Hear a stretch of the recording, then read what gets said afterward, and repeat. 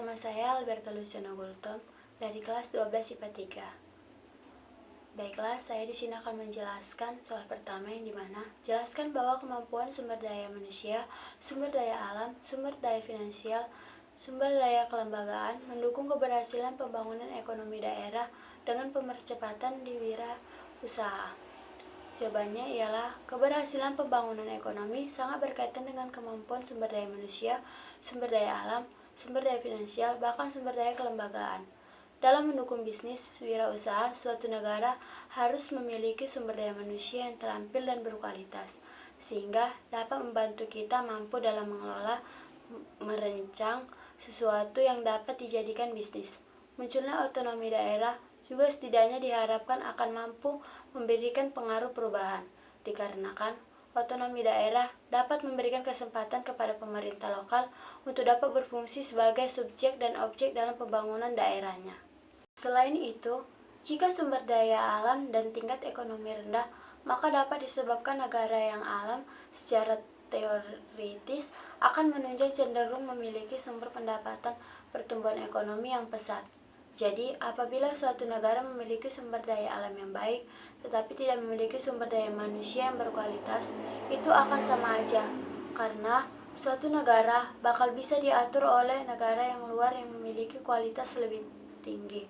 Oleh karena itu, sumber daya manusia juga merupakan aset penting bagi bangsa untuk membangun perekonomian Indonesia di sektor wirausaha.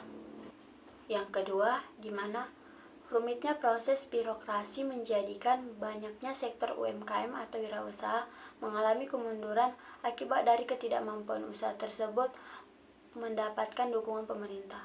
Jawabannya ialah permasalahan birokrasi di Indonesia terus berkembang menjadi semakin rumit, dinamis, kompleks, dan beraneka ragam seiring dengan perkembangan zaman. Permasalahan tersebut disebabkan oleh ketidakmampuan manusia Indonesia dalam mengandalkan birokrasi itu baik di sektor UMKM maupun wirausaha. Hal ini juga terjadi karena disebabkan bahwa kualitas aparatur masih dalam keadaan kurang baik. Selama ini, para aparatur juga tidak mampu mengendalikan perkembangan birokrasi yang begitu cepat. Masyarakat yang menilai kinerja aparatur Indonesia masih belum memenuhi standar. Bahkan, pemerintah selaku organisasi yang mempunyai misi pelayanan publik berusaha mengimplementasikan pelaksanaan yang masih belum selesai dengan apa yang diharapkan. Karena mereka ingin membangun kinerja manusia menjadi lebih baik lagi dan menjadi semangat lagi sesuai dengan ketentuan yang telah ditentukannya. Secara umum, terdapat dua variabel mengenai pelayanan publik tersebut, yaitu yang pertama, faktor komitmen untuk kebijakan yang sudah ada. Dua, faktor aparatus atau birokrat. Nah, apabila kedua hal tersebut dijadikan suatu pedoman dan pandangan dalam pelaksanaan fungsi pelayanan, maka akan membentuk suatu etika yang dijadikan sebagai acuan bagi setiap pelaku birokrat dalam melaksanakan tugasnya yang telah ditentukan. Nah, kesimpulan yang kita dapat dari dua soal tersebut dan jawaban tersebut ialah, dari kedua jawaban pertanyaan tersebut, bahwa dapat disimpulkan setiap kemampuan sumber daya alam, sumber daya manusia, dan lainnya dapat menjadikan strategi pembangunan bangsa Indonesia ke depan. Pilihan strategi tersebut diupayakan dapat mendukung keberhasilan dan pertumbuhan ekonomi yang dibutuhkan dalam meningkatkan kesejahteraan rakyat dalam sektor wirausaha.